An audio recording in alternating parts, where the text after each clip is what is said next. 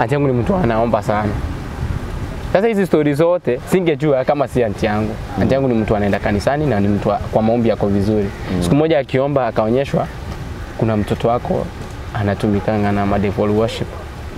That is the moment aliniambia hiyo siku tuende kanisani. Mimi nikamwambia mimi nasikia bibi. Unajua aunti yangu haiwezi kuambia direct kuna unatumika. Ndio anajua maybe hata wewe mwenyewe una habari. So akaniambia hiyo siku nikaambiwa leo mpaka utaenda kanisani. Akasema manze sina nguo. Akaniambia mpaka utaenda vaa zenye uko nazo tuende nazo kanisani. Alinisist. Tukaenda. Kuna huyo pastor wao alikuwa mwanamke. Tukaanza tukaomba nini praise and worship zikaisha tukaingia kwa maombi. Akiomba akaonyeshwa kuna kijana hapa ndani devil worship. Ndio sasa ndio nikaitwa Felix uko wapi? Kuna kijana anaitwa Felix njoo mbele.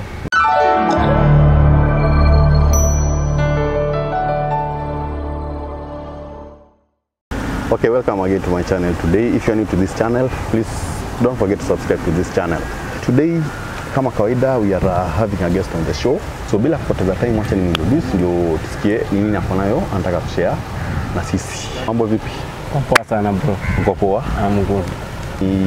Wacha ni kwanza nitaki time kushukuru, kutake your time kukuja kwa isho. Isho most sisi tunashare tu zile experience zenye zile vitu zenye watu wamepitia kwa maisha in real life, that is. Naweza tujiintroduce au tuambie wewe ni nani, umetokea maeneo gani, alafu tuendelee na show kama kawaida. Majina naitwa Felix Bozire. That's my real name, but kwa platform zote TikTok, Twitter, Instagram ni Elaimo Bose. Elaimo Bose. Yeah. Okay, I'm so grateful by the way for you taking your time kuja kwa hii show. Kikombea maybe maisha ya saizi na the way you are young maybe unazaona different gani how you are growing up na maisha ya saizi maybe? Saizi inaweza sema manze maisha saizi iko fiti. Yeah. Nimegrow live iko poa. Yeah. Lakini ikafika hapo katikati nini wakati nilimaliza form 4. Kulikuwa na maishu but for now naona tu live inaenda fiti. Mimi kwetu tumezaliwa watu 5. Yeah. So I'm a second born. Yeah. After kumaliza shule. Yeah. Nikaingia Nairobi, so like nilienda kwangu one of my hango aliniambia njoo Nairobi, so mwanaume sasa alikuchituma. So mimi nimefika pale Nairobi nilikuwa nasoma. Mimi naweza sema mazee vijana wengi huku nje wanapitia a lot of challenges kwa sababu ya hii peer pressure. So nilikuwa na my friends wengi. So like I'm a friend walikuwa wanaishi life nyingine iko juu sana. So like pia mimi nikatamani siku moja, unajua sisi familia yetu tumelelewa sisi ni Christian, watu wanaenda kanisani. So like nimeingia pale mjini, mimi sijazoea mambo nimelelewa huko Ushago. Sijazoea mambo mengi. So kufika huko mtu ako na simu, iPhone. Mimi sijai operate kitu kama hiyo. Ulikuwa uko college ama uko tu una hustle tu Nairobi? Sasa hiyo time nilikuwa college. So niko shule sasa, unajua hiyo maisha kukua comrade manze si rahisi.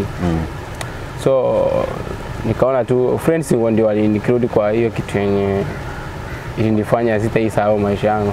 So like hiyo peer pressure venye nimesema, peer pressure ndio uingisha vijana wengi wanachikuta bali babaya.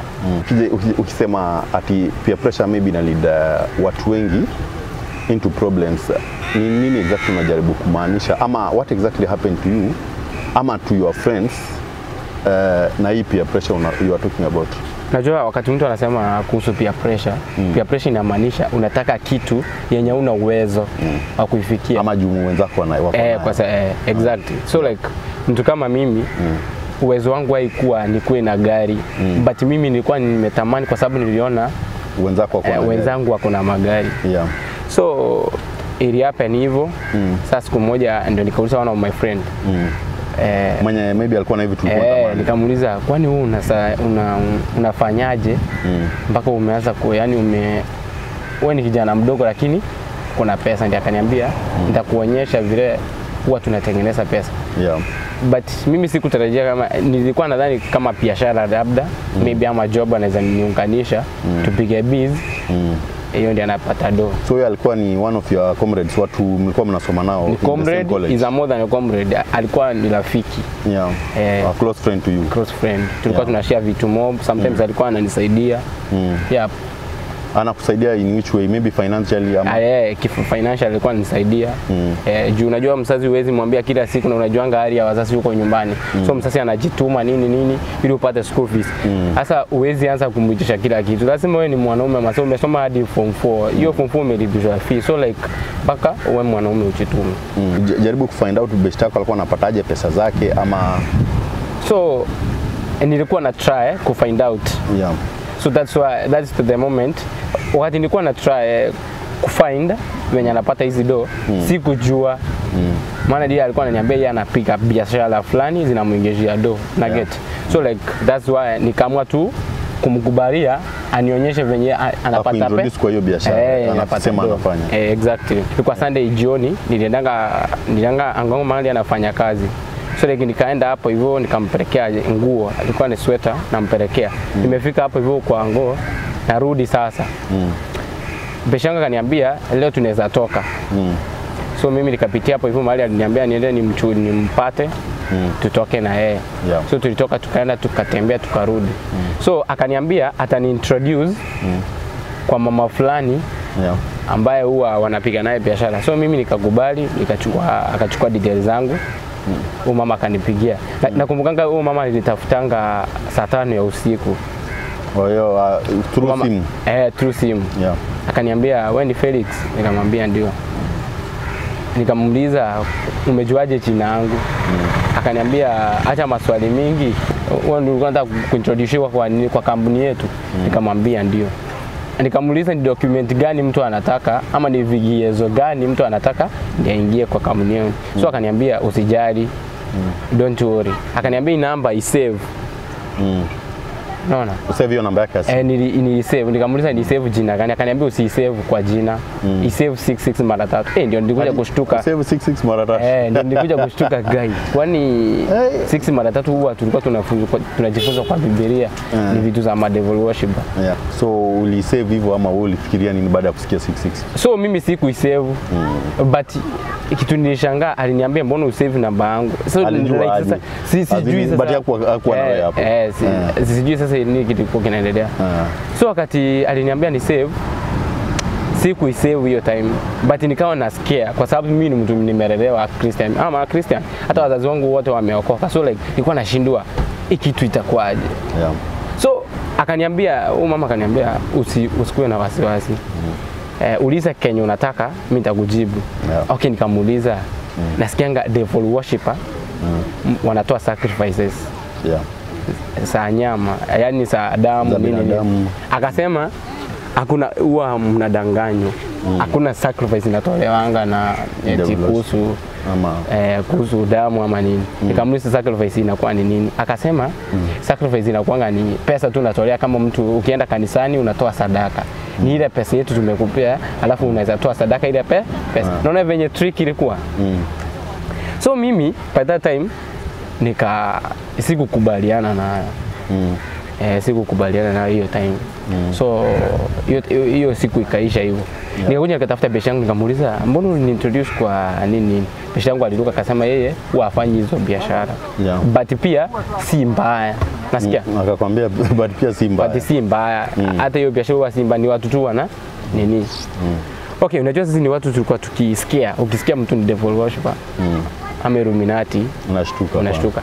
Sasa nikablock hiyo namba. Yeye madhe alikuwa anapenda kupiga usiku sana. By that time unajua umeshaongea na mara kadhaa. But mimi venye nikuja nikaona hizo venye ananielezea nini nikajua ni uongo. Hakuna sacrifice ya Illuminati inaendanga hivyo. Venye according venye nasikianga. Yeah. So ilikuja kafika time mimi nimemblock na nimechukua line nyingine. Nilikuwa natumia by that Airtel. Sikuwa na Safaricom. Sasa venye nilichukua line nyingine nikapata ananisumbua consistency, anapiga simu. Bado anakupigia na line nyingine so au kumpatia namba. Hiyo time sasa mwenye alinipigia ni mwanaume. Akaniambia Felix, mambo wewe ndio ulikuwa unataka kujoin devil worshipper. Akakutajia hivyo direct. Sasa hiyo ndio nitachia, ilikuwa saa 6:20 I think hiyo ya usiku. Mimi sikuwa nalala kitu kama saa 8 hiyo time. Venye nitachia hivyo, sasa nikamwambia okay ni mimi. By the way time nilikuwa nimesota. Una understand bana. Alafu hakuna kitu mbaya kama uko na dem unafaa unajiingiza. Hakuna kitu mbaya kama kujiingiza kwa relationship kama una do. So udem alikuwa ilikuwa na ile peer pressure, mtu anaweza niacha. So like nilikuwa na try yenyewe nitamweka aishi vizuri. So pia mimi nilikuwa nimesota. So like nikamwaya kumwambia tu ni mimi nilikuwa nataka kujoin. Akaniambia tunataka tuku welcome na bonus ya 200,000. Penye niliambiwa tunataka nini 200,000. Najua mimi hiyo time sikuwa nimesoea hata kuguza hata. Ama hata ulikuwa hujaishika pesa kama hiyo. Sijiguza pesa kama so like ilikuwa like ina sound awkward. Hata unaona ni kama haiwezekani. Haiwezekani. So like mimi nilikuwa napenda kitu hiki nikikuwa shocked nakata kwanza natafakari. Kakata simu. Na wale watu hawaku yani kama ubeshango alikuwa amenipeana. Walikuwa wananitafuta yani wanajua tu anatafuta. Hiyo siku mimi nikalala nawaza tu na. So uliulizwa au kujibu hiyo wakati ukakata simu ukaenda ukalala? Hiyo time venye waniuliza mambo ya bonus hiyo. Mambo ya bonus. Wakaniuliza uko na account? Tunaweza kutumia ado. Nikamwambia mimi sina account. Kaniambia unataka aje upate pesa yetu, unataka nini upate pesa yetu aje, tunaweza kupea pesa yetu aje, unataka aje. Niliuliza hiyo swali. So kwa sababu mimi nilikuwa mdogo na sijaizoea kushika, nikajiuliza na nikishika hizi pesa nikiwa cash alafu waanze kuchukua familia yangu. Niliangalia back. So unajua venye unaenda ndio ni kama shetani anakukoroganga yani unakorogeka tu. Hiyo siku nikalazi kumjibu kitu. Asubuhi venye nilikuwa nimetumwa mahali. Venye narudi wakanipigia simu. Wakaniambia enda hapo kwa M-Pesa iko karibu tukutumie pesa. Kwani hutaki pesa ama ulikuwa unatuchezea? Walikwambia tu enda M-Pesa yote karibu. M-Pesa yote. Nikauliza naendaje kwa M-Pesa yote? Wakati mimi hakuna mwenye amenitumia pesa naenda kutoa. Wakaniambia enda pali fulani. Nairobi. Nairobi. Sitaki kutacha hapo ni mahali wapi ati. Sawa, haina shida. Enda mahali fulani. Nikaenda. Wakaniambia angalia left. Kuna demo wako hapo. Enda hapo. Alafu umpe simu. Tuongee na yeye. Na get. So mimi nikachukua hiyo simu. Venye niliambiwa lakini atetemeka kiundani bana. Nikapeleka hiyo simu. Nikapelekea huyo dem. Na huyo dem alikuwa anakaa tu mtu normal, tu mtu wa kawaida. Alikuwa anakaa tu dem normal. Hapo tu sawa. Nini hapo sawa. Nikampea. Wakaendelea kuongea naye. Lakini sasa kama Mungu aliongea na mimi hiyo siku kitu fulani iliniambia tena usichukue hizi pesa. Usichukue hizi pesa. Yaani nilikuwa ninasimama hapo sina amani kabisa, una get. So ikanifanya mimi niambie yule dem nimeacha mlango wazi, acha nikafunge ndio nije nitoe umnipe. Akaniambia sawa basi nenda. Na simu ukachukua? Na simu nikachukua. Sinichukua simu nikamwambia naja sahi. Nikawakajisha kwa hiyo mawasiliano yao walikuwa na. Mimi nikaenda. Kwa nilifika kwa nyumba. Nikaambia Mungu, yani nilifika tu kwa nyumba hivi. Ile line nikaitoa. Sasa ikabaki simu bure. Haina line. Hiyo usiku sikulala. Usiku nilikuwa napelekwa kama niko baharini, naota vitu kama niko baharini. Alafu naamka asubuhi nimechoka. So siku notice ni nini inaendelea kwa maisha yangu. Kwanza hiyo siku ya hiyo siku nimekataa kuchukua vitu zao. Wakaona kama huyo kijana ananifanyia mchezo. So like mimi nikawa tu niko normal but naamka asubuhi kama nimechoka. Sometimes naamka niko na hasira. Hadi nikaanza siende shule sometimes. Niko kama yule mtu mwenye hakuna mawazo. Hata mwanangu akaniuliza kwani siku hizi mbona umechange? But mimi nilikuwa naona niko sawa. Masiku mimi niko na live niende ipoa, so nikamwambia my mom mimi nataka tu kwenda Mombasa kusalimia auntie hiyo time. Kuna manti wangu walikuwa huko Mombasa. Huko karibu na Bambuli. So nikatoka Nairobi nikaenda Mombasa. Kwanza kabla sijafika hapo Nairobi, sijafika Mombasa, kulikuwa na side pengine ya best yangu nilikuwa naenda kupiga story hapo. Hapo Nairobi bado. Siku moja best yangu asheniachia Saipa. Akaniambia niangalilie chama fulani wakakuja wapoda Akaniambia kwa simu yangu niwekee moto hapo na haja kuchukua. Venye niliingia ndani hivi nikamwekea simu kwa moto. Nikakaa hapo nje kama sasa nyumba siko hivi. Kuna mlango moja tu. Ukiingia tu unaweka simu ndani, ndio. Kutoka hapo hizi nimekaa, huyo jamaa anarudi ananiambia nipende simu yangu ikapotea. Sikuiona. Hiyo simu yake iko. Sikuiona. Na ndio umeingia umetoka tu. Sasa nikaanza kuona zile sarakasi. Live yangu imeanza. Na huyo jamaa baada ya simu yake kupotea alireact aje ama aliinsist anataka simu? Aliinsist anataka simu. So ikabidi mimi ninunue simu. Ninunulie simu kwa sababu ilipotea kwa njia zingine za kutatanisha. Sikuwa inotishi nini inaendelea. Kitu kingine tena ilinifanya mpaka nikatoka sasa Nairobi kabisa. Niliona like Nairobi imenishinda. Pastor fulani akaja mali kwa hiyo cyber, akakuja nimprintie paper. Nikamprintia nikamaliza. Akaniambia venye nimekuona uko na kitu fulani Mungu ameniambia nikusaidie. So unaona mimi sasa mimi huwa nikilala sina amani usiku. Mandoto nini mara watu wamekufa sijui nini. Pastor venye alikuja akaniambia anataka kunisaidia. Akaniambia kanisa yangu iko mahali fulani cho nitakusaidia. Mimi nikaenda kwa hiyo kanisa Sunday. Venye nilifika hapo nilikaribishwa bana, mpaka nilikaribishwa kama mtu very important bana. Nilikaribishwa bana. Mara akasema kuna mgeni nini, nilipomaliza kanisa nikaitwa kwa ofisi ya pastor. Akaniambia kijana, nimekuona uko vizuri na kuna kipawa fulani. So mimi nalea vipawa, nataka nikutrain keyboard. Nikuandikie mwalimu. Yaani nilishtuka kwa sababu ya nini? Mimi nimekuja leo, mimi ni mgeni au comes mpaka uko ready. Nashajua uko na kipawa. So mimi nikachukulia normal. Unajua sasa hiyo time mimi nachukua vitu normal juu mimi sikuwa ijua. Unajua kuna vitu zingine hata ukifanywa vitu zile mna tunaona bado kani jokes. Exactly, ni kama jokes. So wakati nilifika pale hiyo kanisa siku ni kama Mungu alikuwa ananiongeleshanga. Next Sunday sikuenda. Kitu iliniambia usiende. Una get? Hiyo ndio time nilikuja nikatoka Nairobi, nikakuja huko Mombasa. Venye nimesema, nimefika huko Mombasa, nimeingia kwa aunti yangu. Aunti yangu ni mtu anaomba sana. Sasa hizi stories zote singejua kama si aunti yangu. Aunti yangu ni mtu anaenda kanisani na ni mtu kwa maombi yako vizuri. Siku moja akiomba akaonyeshwa kuna mtoto wako anatumikanga na devil worship. That is the moment aliniambia hiyo siku tuende kanisani. Mimi nikamwambia mimi nasikia bibi. Unajua aunti yangu haiwezi kuambia direct kuna unatumika. Ndio anajua maybe hata wewe mwenyewe una habari. So akaniambia hiyo siku nikaambiwa leo mpaka utaenda kanisani. Akasema mazeti na nguo. Akaniambia mpaka utaenda vaa zenye uko nazo tuende nazo kanisani. Alinisist. Tukaenda. Kuna huyo pastor wao alikuwa mwanamke. Tukaanza tukaomba nini praise and worship zikaisha, tukaingia kwa maombi. Akiomba akaonyeshwa kuna kijana hapa ndani devil worship. Ndio sasa ndio nikaitwa Felix, uko wapi? Kuna kijana anaitwa Felix, njoo mbele. Ndio sasa akaanza kunitabiria vitu vilikuwa ina happen.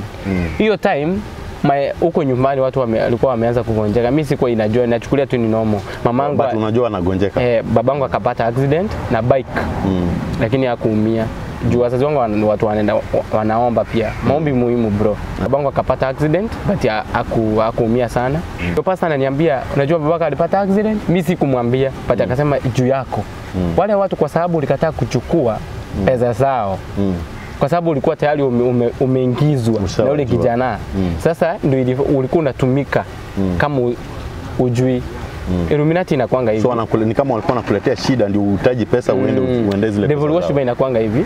Ukikataa kama ulikuwa umeenda huko na umeamua kutoka, na kama wewe utatoka maybe uombewe na strong pastor mwenye akona nguvu, watakutumia bado. Sasa wewe watakutumia lakini upati pesa. Watakuwa wanachukua usiku, unaenda unafanya unaua, unawapea benefit but wao hakupei kitu yoyote. Sasa hiyo ndio ilinifanyikia mimi. Iliniapenia manze. Huyo pastor akaniombea, akaniambia mamako ni mgonjwa hivyo na hivyo. Akaniambia wewe ndio unafanya. Wanataka watoe watu kafara kwenu, by fire by force. Kwa sababu uliingia nini. So nikawa hapo hivyo maisha yangu naenda na struggle, naenda maombi usiku, nafanya deliverance.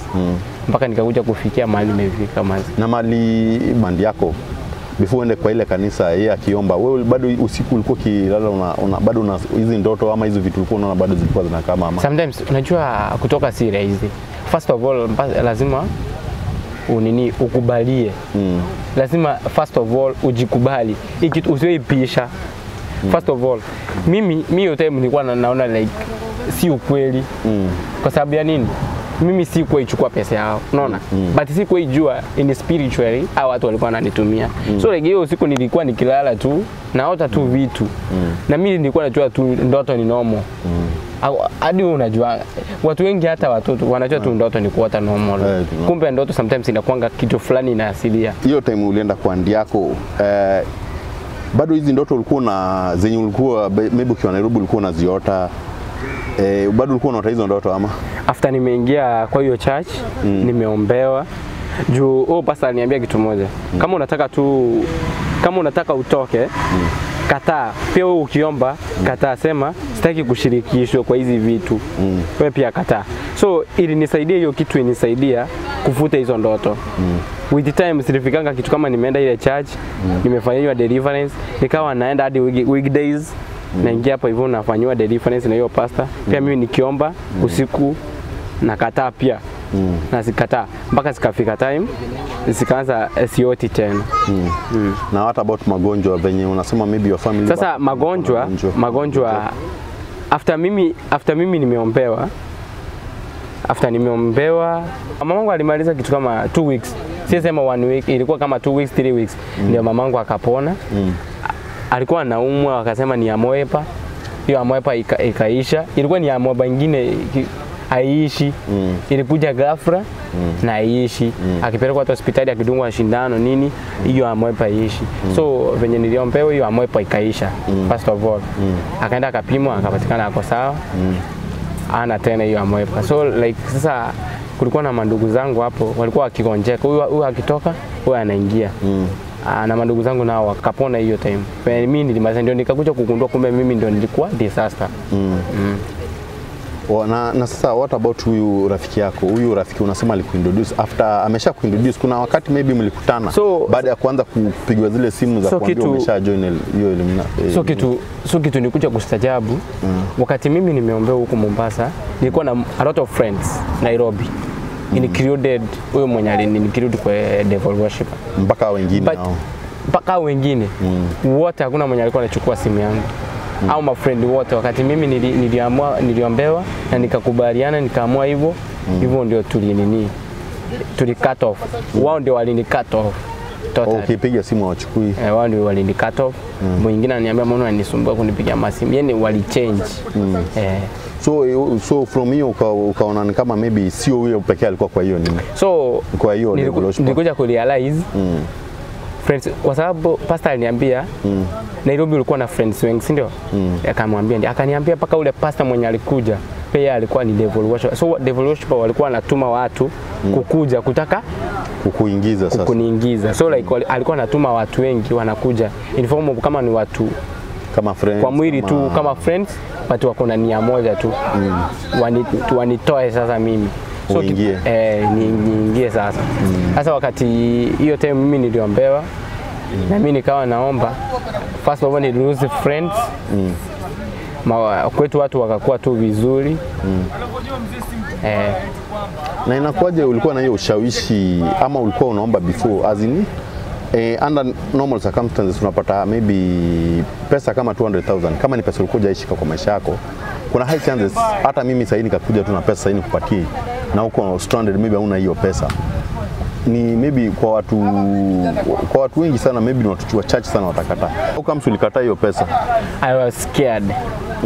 Nilikuwa naogopa kwa sababu nilikuwa najua hata tukiwa shule ulikuwa unaambiwa devil worship ukishaingia uchukue pesa yao. Nikasa ni kama uwezi toka mpaka utoe sacrifice. So nilikuwa nikijaribu kuchikumbusha, nikijaribu nikukumbuka hii kitu na nikiingia, alafu uamue kutoa. So pia nilikuwa naangalia my family, nilikuwa na consider what if nichukue alafu mtu wetu akufe. Okay, nilikuwa natamani pesa. Okay, mimi mwenyewe hadi kukubali, nilikuwa nimekubali, but sikuwa nimekubali hivi. Nilikuwa bado na way. Nikubali ama niache. Kitu kingine niambia si ukubali. Kitu kingine ninatulia kwanza, una get? Si eti pesa nilikataa. Nilikuwa na consider what if nichukue, what is the consequences of this? Lakini ni venye maybe ulikuwa ushaisikia stories that different people nyochai jipata in such scenario sama. Exactly. Tuseme you are praying ndio ukajipata hiyo vitu zimeisha, ile ndoto ulikuwa unaota zimeisha. So maybe after hapo uliendelea kuomba juu obviously ukiacha kuomba, I tend to believe that maybe zinaweza rudi ama. So kitu moja tunafaa kuelewa, after umekuwa kwa giza, ulimwengu wa giza, umetoka, the moment umetoka usilalishe, maana the moment unalalisha tu shetani anakuja. Hata kuna Bible inasema wakati bebo ametolewa, akirudi anakuja 7 times. Na get.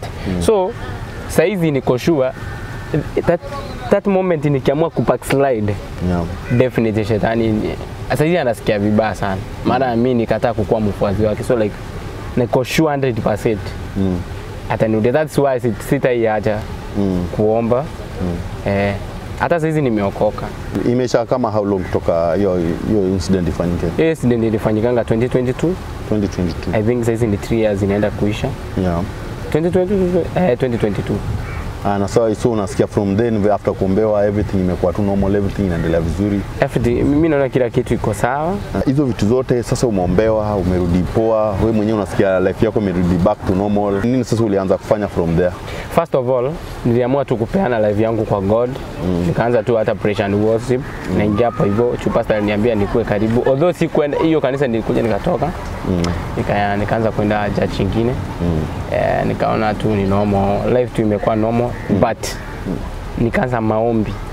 Hadi naamka saa 9 nipige maombi. Hiyo personal prayers zako. Ni personal prayers. Ndio imenisaidia hadi mahali nimefika saizi. Na sasa hii muda yote ulikuwa unapitia hii yote juu unasema wazazi walikuwa home, maybe walikuwa wasick nini. Maybe wazazi wako walikuja kujua ni wewe ulikuwa reason yao, maybe ile vitu walikuwa wanapitia ama. Actually my mom hakujua. Niliambia auntie tusiambie mama hizi vitu, maana mama angekuwa shocked. So ni watu wangeniuliza maswali mingi. Okay, nini imefanya ukajiingiza hapa? Kwa sababu sisi tumekulea vizuri, tumekulea kwa dini. Kitu ya muhimu mimi nishatoka, nishasaidika.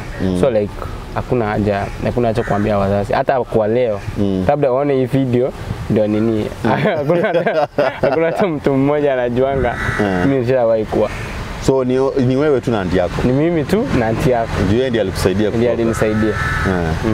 Na wewe before tuseme aunti yako akurealize, wewe mwenyewe ulikuwa umenotice umeingia kweli kulingana na vitu ulikuwa unapitia hiyo wakati? Mimi sikujua, totally sikujua. Mimi nilijua nilikuwa na try, hivyo ndio iliisha. Unaona venye nilimalizana na wao. Hivyo ndio nilijua tu mimi nilikataa pesa yao na hivyo tu nilijitoa. Siku realize ukijitoa ningetafuta pastor aniombe, jaribu kudisconnect zile spirit. So mimi nikajua tu mtu kama ashatoka na hataki pesa, ama ukajua tu venye ulikataa pesa basi. Nilikataa pesa basi nimeachana. Ama hujaingia. Na sasa kulingana na ile vitu umepitia na hiyo story za Illuminati yote, ile vitu ulipitia, hiyo vitu go through hiyo muda yote, ni nini unaweza advice maybe vijana especially those wenye wako kwa college saizi? You must ndio wako na hiyo pressure kwa college, university, comrades, totally comrades. Mimi naweza advice kitu moja. First of all, chikubali ile life unaishi. Kwa sababu pia pressure ndio imepiga watu wengi hapa nje. Watu wengi huku nje wameuliwa. Watu wengi wamejipata kwa certain scenario zenyewe haizi jitoa. Kuna time huwezi jitoa mahali. So like mimi naweza advise my young youths kama mimi, we to accept the situation yenye familia yenu inapitia. Kula ile kitu yenye uko nayo. Ikubali tu live na life tu itakuwa tu sawa. Kuna siku moja, pray to God, work hard. Ambia tu Mungu anakujua. Ajitume. at least ndio asijipata mengi kwa vitu zinaweza muingiza mahali pabaya. Especially kwanza kama sisi vijana tunataka live expenses live. But hatuwezi afford. Na get. Wewe jitume. Wewe tu kuna siku Mungu atafungua njia. From hiyo wakati huyo best yako alikuintroduce yenye wewe ulijua kwamba anakuintroduce from hiyo wakati wa calls mpaka hiyo wakati uliombea ukaisha, ulikaa kwa hiyo ilikuwa time kama muda gani? It's a bit of 8 months. Karibu 8 months. 8 months. Hiyo kitu haikuwa rahisi. So si kitu ilikuwa tunapiga hivi siku 2 siku 3 unakataa. So kitu unakuja ku notice, yani kitu yenye unakuja kusoma kwa msee unaona like msee manze ako na do, ako na iPhone. That time ilikuwa ni iPhone 12 Pro Max, msee ako nayo. Kama ni do ako nayo. So like nilikuwa natamani okay, kama hao. So like unaona unaiga mtu, unamfuatilia manze mpaka unaona manze. Kweli manze. Alafu hakuna kitu mbaya unajua kwa makomplets kama si ama kwa vijana kama sisi. Unaona jamaa anapendwa na madem. Especially madem. Madem wanakukubali. Mwanangu hiyo noma sana. So una get. Hiyo sasa. Alafu luku pia iko sawa. Luku iko sawa pia. Unaona tu anakaa maisha mzuri. Maisha iko mzuri tu. Nilikuwa naonanga mtu ako vita tayari hivi tu. Ako na gari. Tayari tu mtu ako na 20 years anaendesha Audi ba. 20 years. 20 years. Hiyo ni almost impossible kwa mtu amewaka hard. Unless inherit. Hata kama unalipwa 100k per month uwezi kununua. Unless inherit kutoka kwa familia, maybe amezaliwa kwa familia tajiri. After hiyo duration umesema 8 months ukago through hivi yote. Juu umesema ilianza ukiwa campus Nairobi that is. Na hivi vitu unasema by the time unaombewa ulikuwa uko Mombasa. Ulikuja ukarudi Nairobi maybe kumalizia hiyo masomo ulikuwa unafanya ama ilikuwaje sasa after hapo? Nilisema sitarudi Nairobi first of all. Nilichukia Nairobi. Kama nikamwambia auntie mimi sitaki kurudi Nairobi. So like for now nataka tu ni transfer. Nikuje nimalizie course yangu huko. The same course ulikuwa unafanya huko? The same course. Nikagoja tu nikaamua tu kuimalizia huko Mombasa. So nikasoma nikamaliza. Nikakaa huko. So kamalizana na masomo kabisa. At least ukamaliza hiyo course. Nikamaliza hiyo course. Ulikuja ukatafuta job ama sasa ulikuja ukaanza kusurvive aje? Okay, mimi mwenyewe nilikuja nikatafuta job. My first job nilikuwa waiter. Nikachapa tu waiter, nikaona manzee. Haichipi vizuri. Mimi nimepiga hustle bana. Nimejituma hata hivyo. Mimi ni mwanaume. Nimejituma kiasi. Nini nikapiga hadi mwisho nikakuja nikafungua busy yangu. Sasa ninamiliki biashara zangu hapo hivyo. Naona tu mambo si mbaya. Mungu pia anasaidia. Umesema ulikuja hustle maybe ukaingia kwa biashara.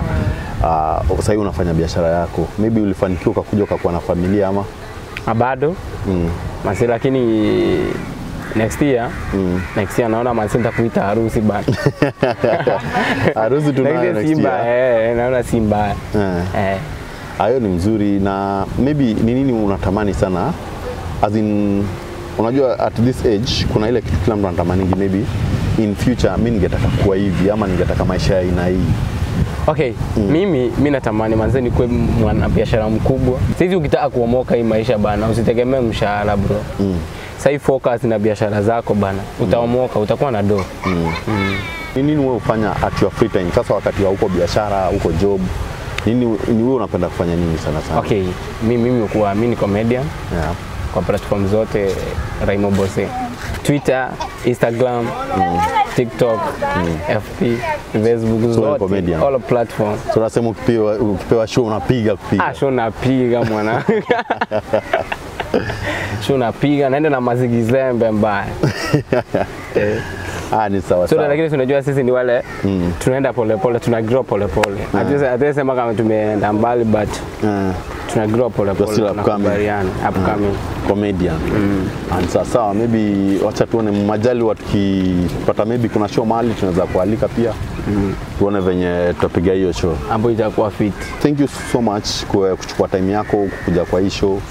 Najua si rahisi pia mtu kutake time yake, kuspare time yake hivyo for this interview. So I'm so grateful for your time. Najua umepitia a lot and ile story yako umeshare, I know many people are going to learn from it. Mimi naweza kushukuru tu sana take time yako kuja kwa hisho na kushare hiyo story. Juu pia si watu wengi wanaweza share such a story. So hiyo kujitolea kukama out na kushare, kuna watu wengi maybe wanaweza learn through hiyo na iwasaidie maybe kama walikuwa wanaingia kwa hiyo mtego waepuke. So thank you so much for coming. I hope ya next time kuhitaji kwa show utakuwa around na tuendelee kupiga show kama kawaida. Okay, thank you so much. Thanks bana. Thanks pia mimi na appreciate bana kwa kuniita hapa hivi. Thanks bana. For the viewers, thank you very much for watching. Kwa wale waja subscribe kwa hii channel yangu, please make sure you subscribe to this channel for more such videos. And for the returning viewers, thank you very much for supporting this channel. Until next time.